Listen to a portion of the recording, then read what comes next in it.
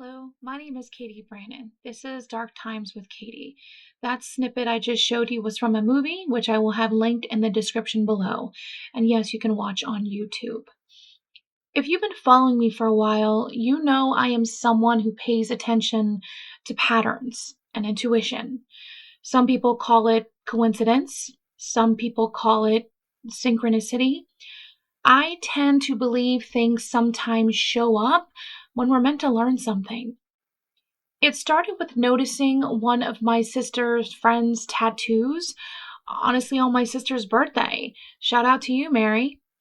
Um, I've seen her, friend before many times. Britt, shout out to you. But this time my attention went straight to her skin. I didn't think anything much of it, but she had the tattooed word serendipity. And that started a conversation where I was like, you know what? Is that because of the movie? And she said, yep, it's my favorite movie. It's it's happy accidents. I love that word. And it was very nicely tattooed, by the way. So shout out to that tattoo artist. This script was on point. Like, you couldn't have done any better.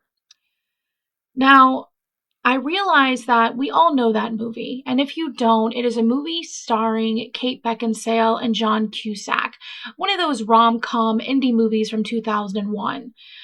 Well, it was more than that. You also can watch it for free for Paramount Plus.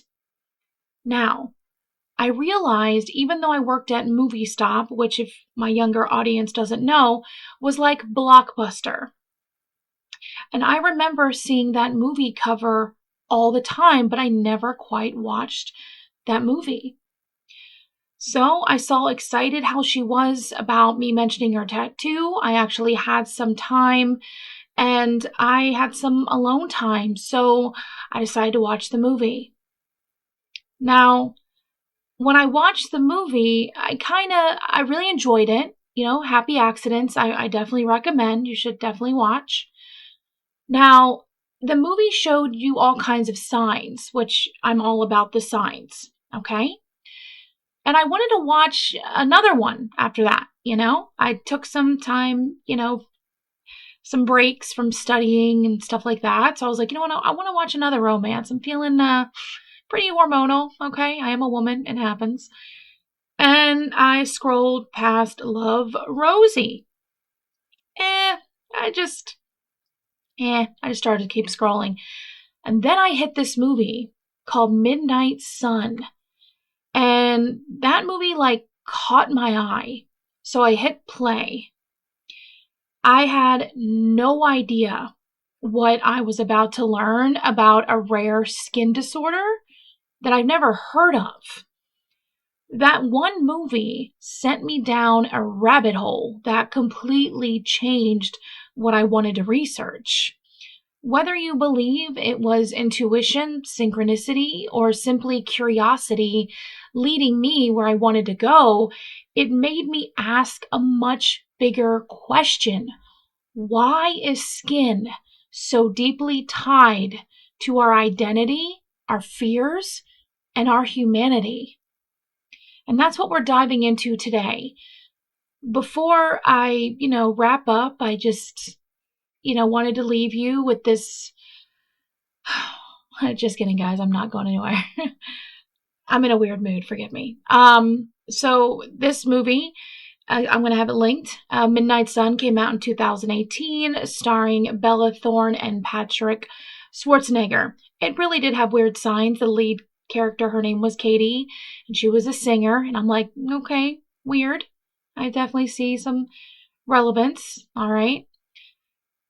Now, people, I just want to let you guys know that I just want to tell you that you would be very, very surprised how people think about other people and how their skin is literally attached to everything. Now, don't think just skin is just skin. It's literally the biggest organ of your body. It's more than that. It's your autobiography. The dark psychology of skin. That's what we're diving into today. If you're new here, welcome. This is Dark Times with Catie. You may have known me from Tea Time True Crime with Catie. If you've been here for a while, then you already know I have a habit of following strange rabbit holes. Sometimes those rabbit holes begin with a true crime case. Sometimes they begin with a dream. Sometimes they begin with a feeling I can't really explain. The one with skin has haunted me for kind of a week now. I've always been fascinated by tattoos. I actually have quite a few myself, okay? And every single one tells a story. Some represent different chapters of my life. Some remind me of people I'll never forget. And some simply captured who I was in a particular moment. And then I started thinking about more things about skin. Scars. Every scar has a story too. Some stories are happy. Some are painful. And some remind us of survival. Others remind us of loss. We spend so much of our lives trying to hide scars, yet they're physical proof that our bodies know how to heal. And that kind of made me realize something. Again, we're going to go back to skin isn't just an organ, it's our autobiography. Before we ever speak, say anything to anybody, people see our skin. They notice our age, our expressions, our freckles, our wrinkles, our tattoos. Now, or sadly, scars. Skin is the first chapter people want to read about us. It is, they don't mean to, but they do read about us. And then I learned, because of the movie Midnight Sun, of xeroderma pigmentism. If I say that wrong, forgive me. We're going to try again. Xeroderma pigmentism. Now, that's often called XP. It sounds like an X-Man term, I know, or some kind of wild scientific formula, but it's not. It's actually an incredibly rare genetic condition that prevents the body from repairing damage caused by ultraviolet light. Now, for most of us, stepping outside into the sunshine is something we barely think about. For someone living with XP, sunlight can be dangerous in ways most of us never imagine. That stopped me in my tracks. It made me realize how much we take our skin for granted until something changes. And then my brain went somewhere it always seems to go. Why are we so uncomfortable when skin changes? Why do scars make us stare? Why do tattoos tell stories?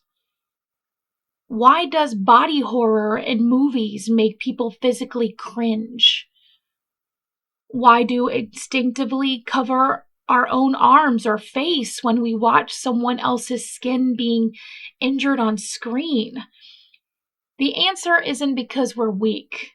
It's because our brains know something our conscious minds often forget. Skin is our boundary between ourselves and the world. It protects us.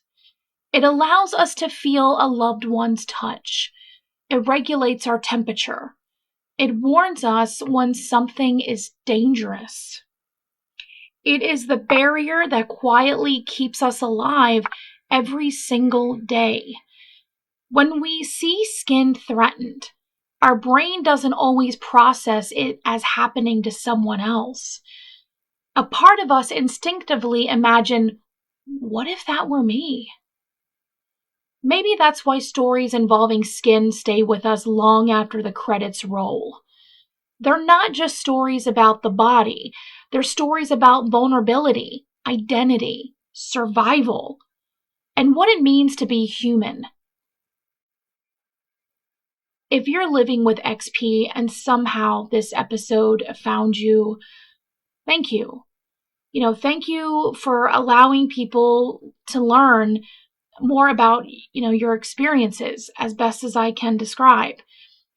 Thank you to the families and caregivers and researchers and advocates who have dedicated so much of their lives to raising awareness about a condition that many of us have never, ever heard before.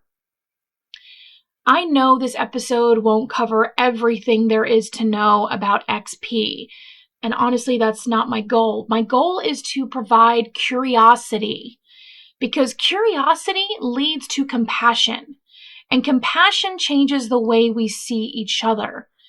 This entire journey started because of what felt like a random chain of events. A tattoo caught my attention. I finally watched Serendipity, and then I almost rented Love Rosie, and instead I pressed play on Midnight Sun. I could have easily scrolled past it. If I had, then I may have never learned about XP. That makes me wonder how many stories we're scrolling past every single day. How many people do we pass in the grocery store without knowing the battles they're fighting? How many conditions exist that we've never heard of simply because they've never touched our own lives? I don't think awareness begins when we become experts. I think awareness begins the moment we say, I didn't know that. Tell me more. And that's what exactly happened to me. This episode reminded me that every person has a story beneath the surface. Sometimes those stories are written in scars, and sometimes they're written in strength. And sometimes they're written in resilience that most of us will never fully understand. So I want to leave you with a challenge. The next time something sparks your curiosity, don't dismiss it. Learn more about it. Read. Ask questions. Because, one moment of curiosity could completely change the way you see another human being. And just because of curiosity just happened, maybe that's what this podcast has always been about. It's not just exploring darkness. Unfortunately, there are a lot of dark content out there, but also discovering the humanity hidden inside it. It's a food for thought. Okay, let's go back to XP. I know I talk in riddles, so enjoy, I guess. This is just how I talk. But okay, XP, again, stands for xeroderma pigmentosa. It is an inherited genetic condition that affects the body's ability to repair DNA damage caused by the ultraviolet light. Every day, our skin is exposed to UV rays from the sun. Most people's bodies are constantly repairing that damage without us ever noticing. For someone with XP, that repair doesn't work properly. That means damage can build up much faster, which dramatically increases the risk of developing skin cancers and other complications at a very young age. One thing I found fascinating is that XP is inherited in what's called an autosomal recessive pattern.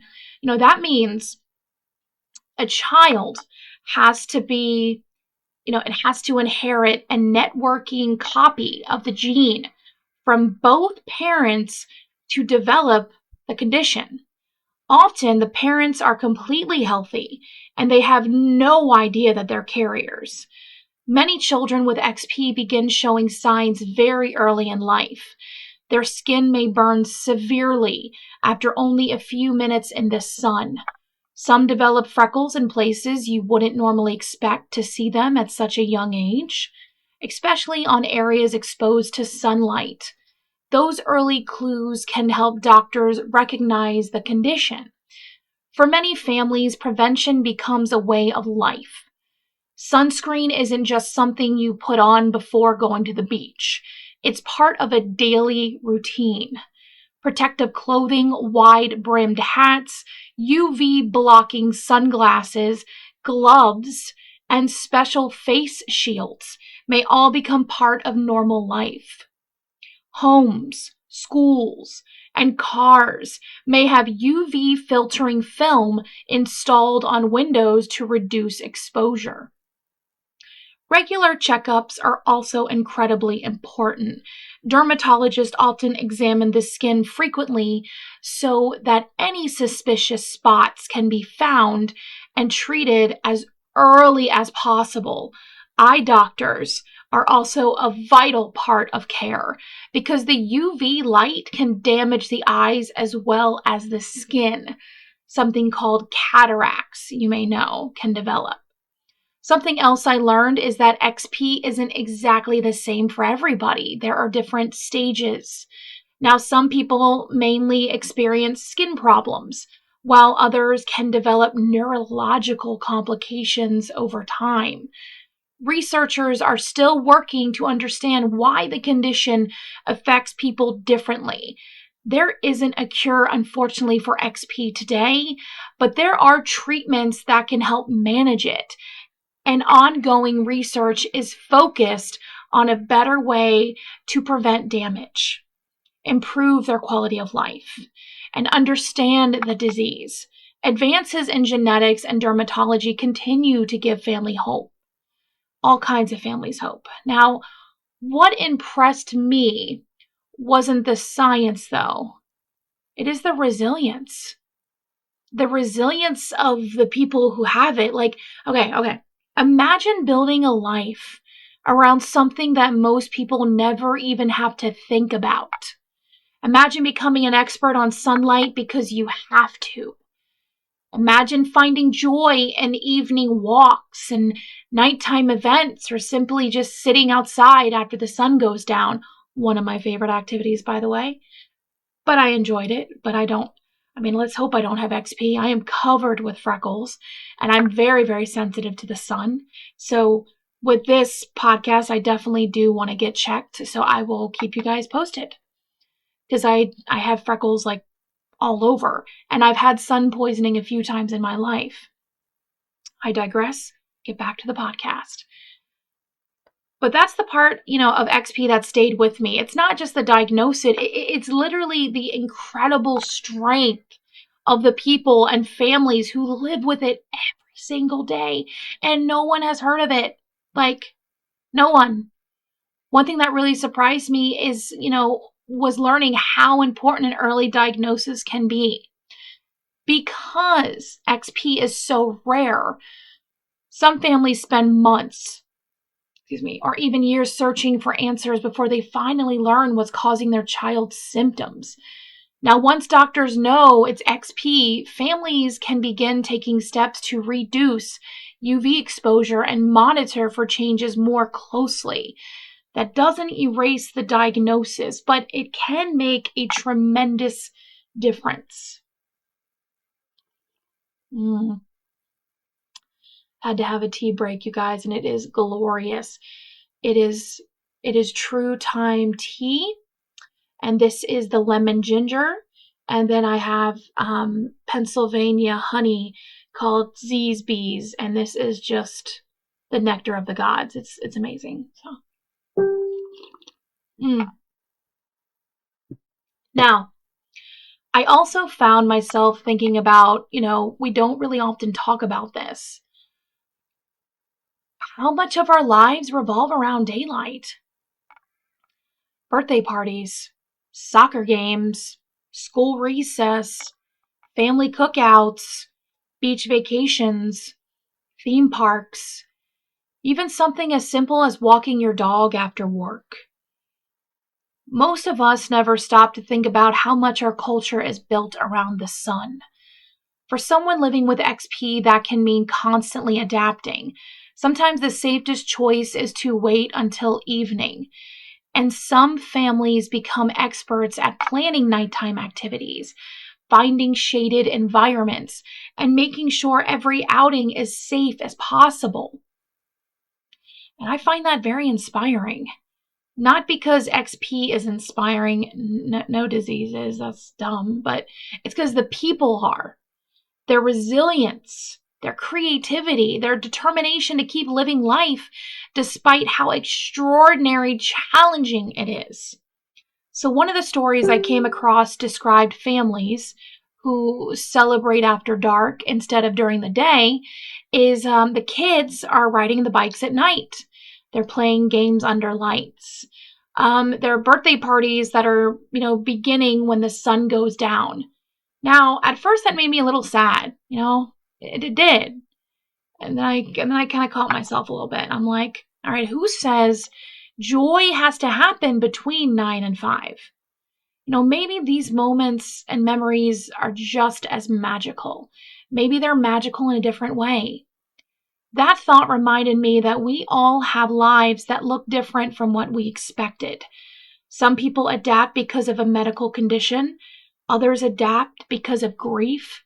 Some because of disability. Some because of financial hardship. Some because life simply didn't unfold the way they imagined. Adaptation isn't giving up. It's learning a new way to live. As I reflected on all of this, and I realized the movie Midnight Sun wasn't just introducing viewers to XP, it was actually quietly asking us a question. If the life you imagine suddenly changed tomorrow, would you still find reasons to laugh? Would you still fall in love? Would you still chase your dreams? Would you still find beauty in the world? The people living with XP answer those questions every single day. And I think there's something profoundly human about that. So if someone listening to this has XP or loves someone who does, I just want to say thank you. Thank you for sharing your stories. Thank you for helping the rest of us try to understand a world we may never experience ourselves. Your experiences matter, your voices matter, and your resilience deserves to be noticed and seen. So the next time you see someone like wearing long sleeves on a summer day, you don't know their story. The next time you see someone avoiding direct sunlight, you don't know their story. The next time you see a child dressed differently when everyone else at the playground, you really don't know their story. Curiosity is okay. Judgment isn't. Sometimes compassion simply feels, it's simply like, okay, it means leaving room for the possibility that someone is carrying a challenge that you can't see. If this episode has done anything, I hope it's this. I hope the next time you step outside and feel the warmth of the sun on your face, you pause just for a second, not to feel guilty, but to feel grateful. Grateful for something so ordinary that many of us never even notice. And maybe while you're standing there, you'll also think about the families who have taught the world what resilience really looks like. Because awareness begins with a conversation. And sometimes it begins with a movie that sends you down a rabbit hole that you've never expected to take. As I continued learning about XP, I started asking myself another question. How do scientists even begin treating something this rare? Because XP is uncommon, research can be challenging. There are fewer patients to study, which means every research project and every clinical study becomes incredibly valuable. Scientists have spent decades trying to understand exactly how the body's DNA repair system works. Ironically, studying XP has taught researchers a tremendous amount about how healthy cells normally repair damage from sunlight. In other words, people living with XP have helped advance scientific knowledge that benefit many others. So that's one of the remarkable things about medical research. Sometimes a very rare condition unlocks answers that improve our understanding of far more common diseases. Researchers are exploring better ways to detect skin cancers early, improve protective strategies, and better understand why some people with XP develop neurological symptoms while others don't. Advances in genetics continue to give scientists new tools to study this condition, even though there isn't a cure yet. Something else I learned is that the families are just incredibly knowledgeable about XP.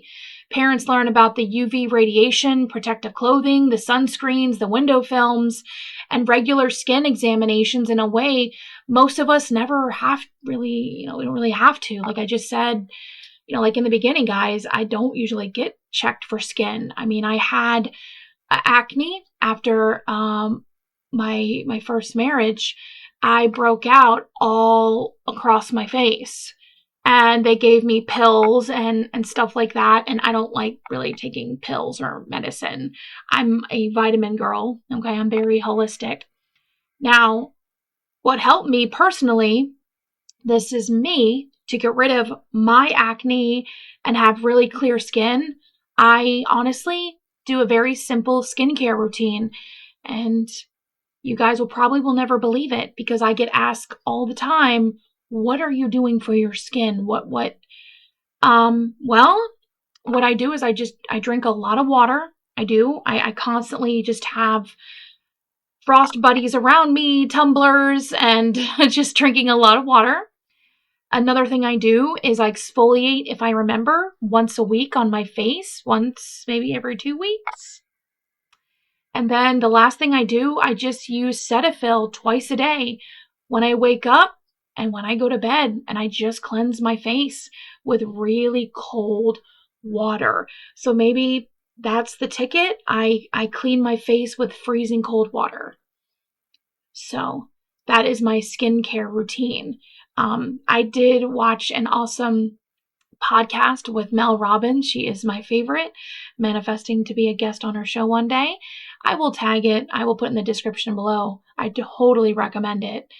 You want to do a skincare routine that is good for you, that you are comfortable with. And just like the doctor said, the dermatologist, that she said that, you don't need a 12-step skincare routine. You actually have to love your skin. You may be prone to acne. You may have all kinds of dark circles and stuff that you don't like, but you have to understand why, and you have to change the relationship with your skin.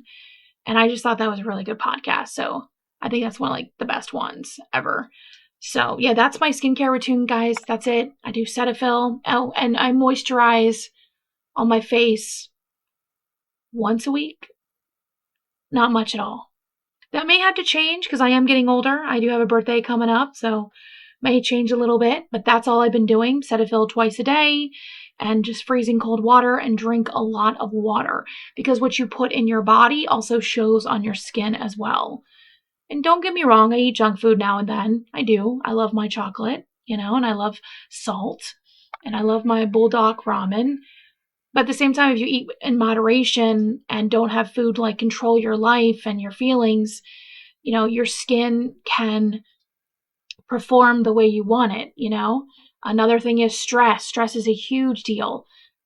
Me running my business, honestly, these past few years, I've aged, I feel like 5-6 years. Seriously, just running a business. Before then, people thought I was a lot younger than what I was, and now they're getting close to the age that I am. But at the same time, I'm actually incredibly grateful that I get to age because there's so many people in other people's lives that tragically do not. So we have to take our aging with grace.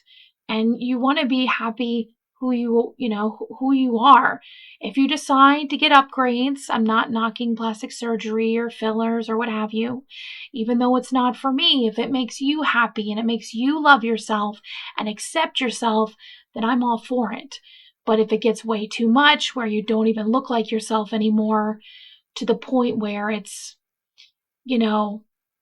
okay, I'm going on a tangent here. Love yourself. Just love yourself.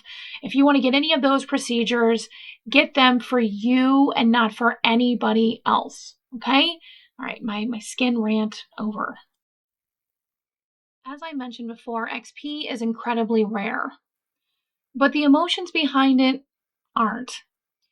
Fear, isolation, wanting to belong, wanting to experience the world the same way everyone else does. Those feelings, almost all of us can relate. in one way or another. Now, the resilience, it's incredible. The families that have adapted, the children grow up learning to live differently. Researchers continue searching for better treatments. Communities form around people who once felt completely alone. Even in a condition defined by darkness, there are still people creating light for each other. When I clicked on Midnight Sun, I thought I was picking a romance movie. I didn't expect to leave with a completely different perspective on a condition honestly, I never heard of. I knew there were skin cancers and stuff like that. And then the horrible one where you're allergic to water. It burns your skin. Yeah, that one I couldn't wrap my head around for a very long time. I could never imagine. And the sun, because everyone always says, go outside, touch grass, feel the vitamin D in your face, which I do recommend those who do not have XP. It helps with mood. It helps just bring positive energy. And also it brings you to yourself. So I just can't imagine people with XP not having that peace, that kind of peace. So they have to make their peace in their own way. Now, xeroderma pigmentosum isn't just a medical diagnosis. It's a reminder there are people living lives we rarely think about. They face challenges most of us will never experience. Sometimes a movie is more than just entertainment. Sometimes it opens a door. It sparks curiosity, compassion, and a desire to learn more. And that's exactly what this film did for me. If today's episode encouraged you to look deeper, share it with someone. You never know what conversation it might start. And if you or someone has experience with XP or any rare condition, I'd love to hear your story in the comments. Until next time, please keep asking questions, keep looking beneath the surface, and remember the darkest stories often teach us the most about what it means to be human. I also encourage you to support organizations that raise awareness for rare diseases. Even sharing accurate information helps. Many people with rare conditions spend years feeling unseen, and awareness can make a real difference. Thank you so much for spending time with me today. If you enjoyed today's conversation, subscribe, leave comments, and let me know what movie or documentary or true story that completely changed the way you saw the world. I love these moments when entertainment becomes education and education becomes empathy. So, thank you for watching. Please know that you are loved, you are cherished, and remember, you are doing better than you think. Bye.